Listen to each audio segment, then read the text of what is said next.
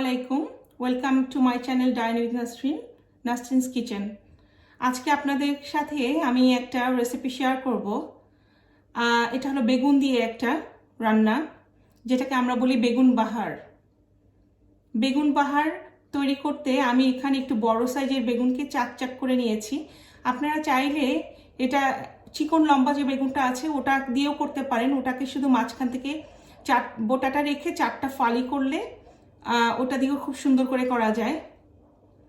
আমি বেগুন বাহার তৈরি করতে আজকে এখানে আমার আম্মার হাতে বানানো দেখেন তেঁতুল পাঠিয়েছে আমার আম্মা, খুব সুন্দর করে সরতা দিয়ে তেঁতুলের বিচিটাকে ফেলে আমার জন্য পাঠিয়েছে, এবং এটা আমাদের গাছের তেঁতুল। সো চলেন আমি শুরু করে দিই আমার রান্নাটা। বেগুনটাকে আমি সামান্য মরিচের গুঁড়া, হলুদের গুঁড়া আর লবণ দিয়ে মাখিয়ে নিয়েছি। এখন আমি এখানে ইউজ করব সরিষার তেল। সরিষার তেল দিয়ে বেগুনটাকে ভাজলে এটার একটা খুব সুন্দর ঘ্রাণ আসবে, আর তখন একটা আচার একটা টেস্ট আসবে যখন আমি এটার মাঝে পাঁচফোড়ন গুঁড়া দিব আর জিরা ভাজা গুঁড়া দিব। এটা টেস্টটাই অন্যরকম হয়ে যাবে।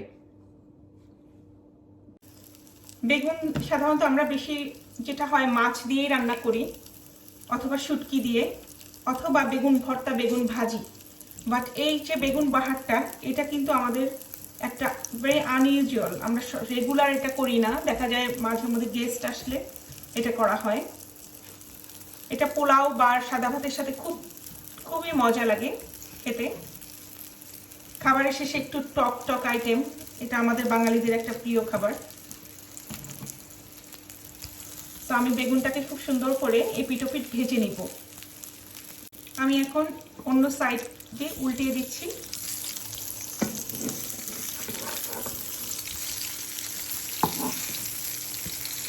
এক সাইড মোটামুটি হয়ে গেছে।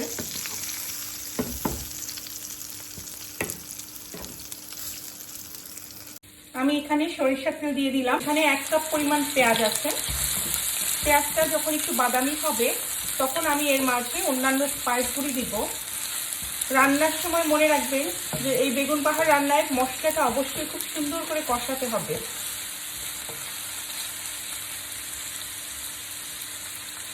পেঁয়াজটা একটু হালকা ব্রাউন হয়ে আসছে, আমার আর বেশি ভাজার দরকার নাই। এখন আমি এটার মাঝে একটু পানি দিয়ে দিব আর সাথে মশলাগুলি দিয়ে দিব। খুব ভালো করে কষাতে হবে, মনে রাখবেন।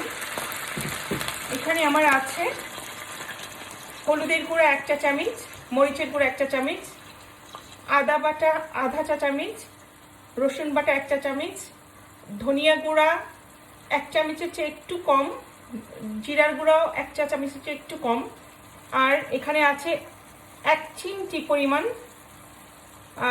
গরম মশলার গুঁড়া, আর এখানে আছে 5 ফোড়ন আর জিরা টালা গুঁড়া। এখানে 1 চা চামচ পরিমাণ আছে। আমি সবগুলি উপকরণকে এখন এই পেঁয়াজের মধ্যে ঢেলে দিচ্ছি। আমার আলাদা করে পেঁয়াজ, বাটা পেঁয়াজ দেওয়ার দরকার নেই, যেহেতু এখানে অলরেডি পেঁয়াজ আছে।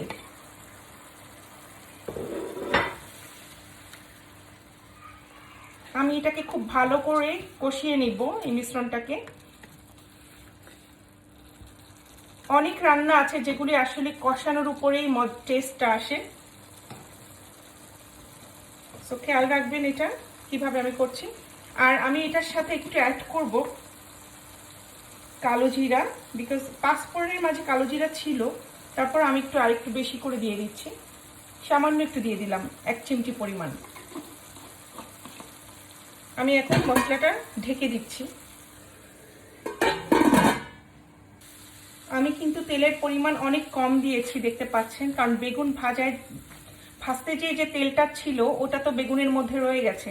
সো আর বেশি পরিমাণ তেল দিলে আসলে বেশি তেল হয়ে গেলে তরকারিটা ভালো লাগবে না, একটা স্বাস্থ্যকরও হবে না। এখানে আপনারা সরিষার তেল পরিবর্তে অন্য যে কোনো তেলও ইউজ করতে পারেন। আমি সরিষার তেল দিয়ে করেছি, কারণ সরিষার তেলের সাথে বেগুনের এই কারি টেস্টটা অসাধারণ যায়। আর এখানে যে তেঁতুলটা আমি ইউজ করব, তেঁতুলটাকে আমি মাড় বানানোর জন্য এটাকে পানি দিয়ে ভিজিয়ে রেখেছি। আমি পরে এটাকে ছেঁকে নিব, ছেঁকে শুধু মাঠটা তুলে নিব। বেগুনের এই রেসিপিটা অনেকে আচারি বেগুন নামেও বলে, বিকজ এখানে একটু আচারের ঘ্রাণ আসে, যেহেতু পাঁচফোড়ন আছে, জিরা ভাজা আছে, সরিষার তেল আর আচার অথবা ইয়োগার্ট, টমেটো, তেঁতুল যে কোনো কিছু দিয়ে আপনি এটা রান্না করতে পারবেন। আমি এখন ভাজা বেগুনগুলিকে মশলার মাঝে দিয়ে দিব।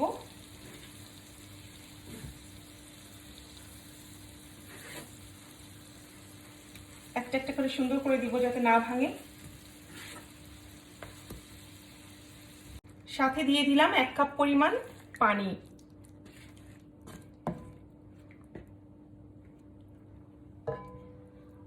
দেখতে পাচ্ছেন তেলের পরিমাণটা পারফেক্ট হয়েছে, কারণ অতিরিক্ত তেল এখানে হয়নি।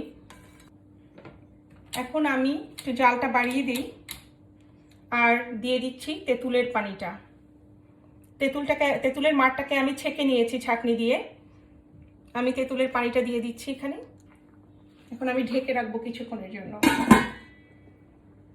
তেঁতুলটা দেওয়ার পরে সবসময় লবণটা একটু টেস্ট করে নেবেন।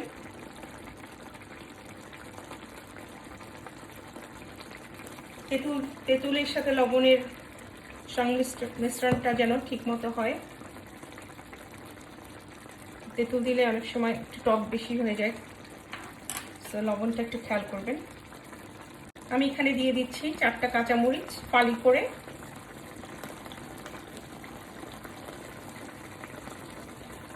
দিয়ে দিচ্ছি কিছু ধনিয়া পাতা কুচি। ধনিয়া পাতাটা এটার বাড়তি স্বাদ আনবে।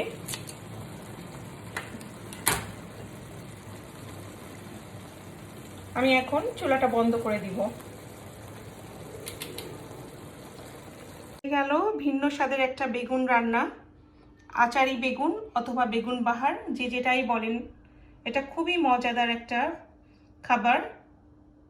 গরম ভাতের সাথেও খেতে পারবেন, পোলাওয়ের সাথেও খুব ভালো যায়, অথবা পরাটা, নান, যে কোনো কিছু দিয়ে এটা আপনারা খেতে পারবেন। আমার রান্নাটা যদি ভালো লাগে অবশ্যই আমার সাথে থাকবেন। আমি আবার আসবো অন্য কোনো রেসিপি নিয়ে আপনাদের মাঝে। এই পর্যন্ত ভালো থাকবেন, আমার জন্য দোয়া করবেন। আল্লাহ হাফেজ, আসসালামু আলাইকুম।